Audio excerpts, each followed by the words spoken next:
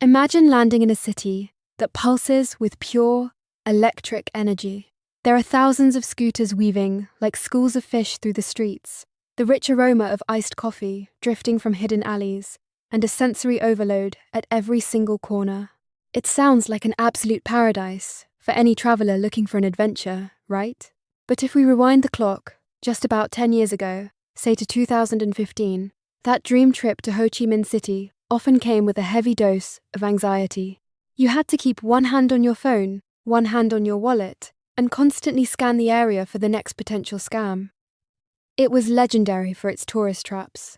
So, how did this city transform from a place where travelers felt constantly on guard to one of the most tech-forward, transparent, and welcoming destinations in Southeast Asia today? It is an incredible turnaround. If you look back at the online travel forums from a decade ago, they read almost like survival guides.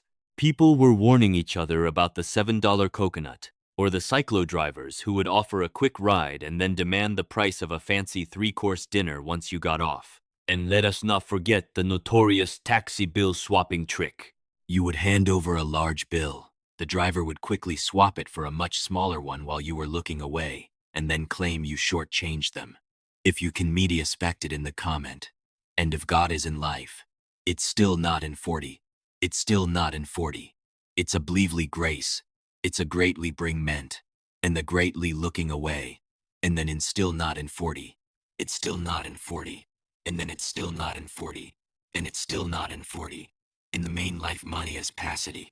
If you haven't my comment, in the main life minus passity, in the main life money as passity, in the main life money as passity, is it divided as not in 40. In the main life money as passity, is it divided as not in 40. Is it divided as not in 40.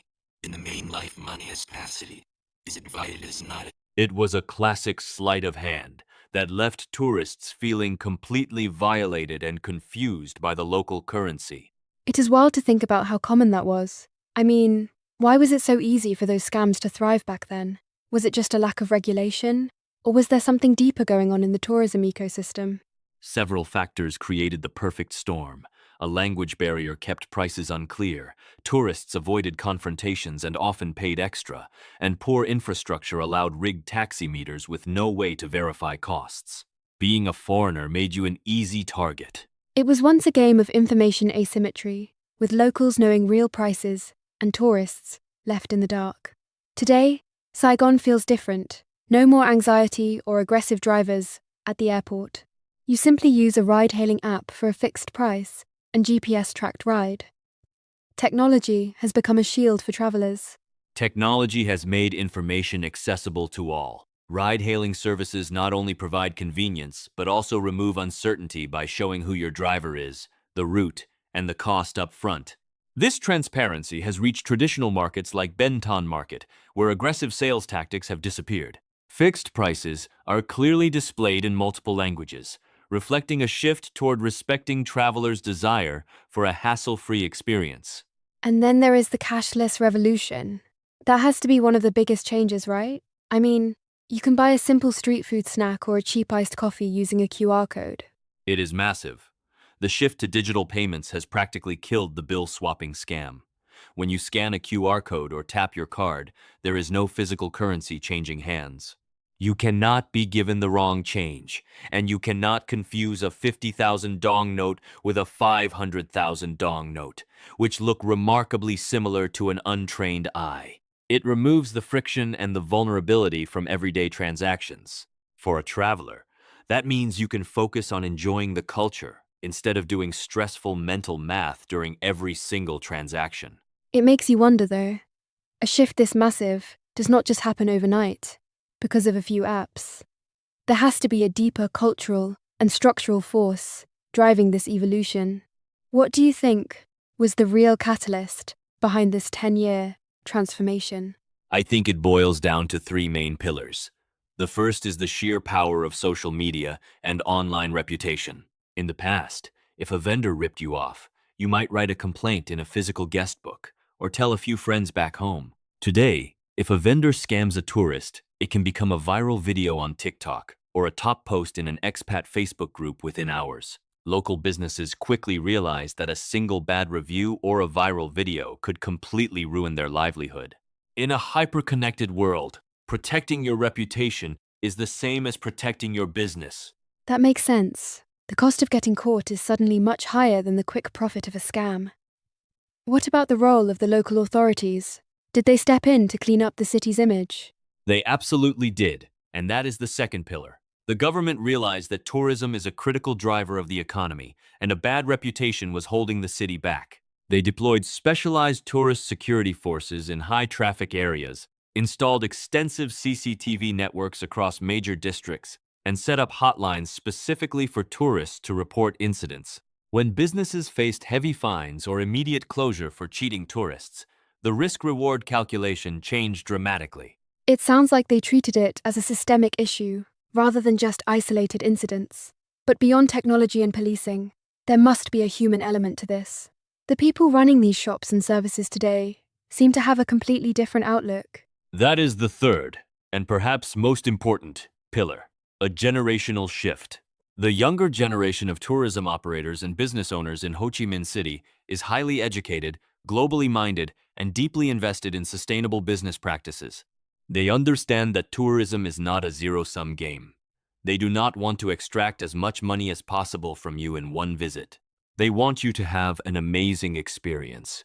Go home, tell your friends, and come back next year.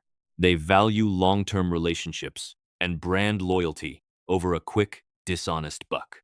It is a transition from a survivalist mindset to a professional, hospitality-first mindset.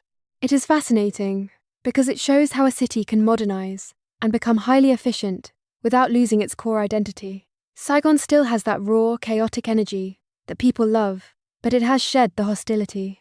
It raises an interesting philosophical question, though. As we move toward a future where everything is automated, mediated by screens, do we risk losing some of the authentic, spontaneous interactions that make travel so special in the first place? That is a valid concern. There is a delicate balance to strike. If you automate every interaction, you might lose those quirky, unexpected conversations with a market vendor or a local driver. But I think what Saigon is proving is that technology does not have to replace human connection. It can actually facilitate it. By removing the stress of financial negotiations and the fear of being cheated, tourists and locals can interact on a level of mutual trust.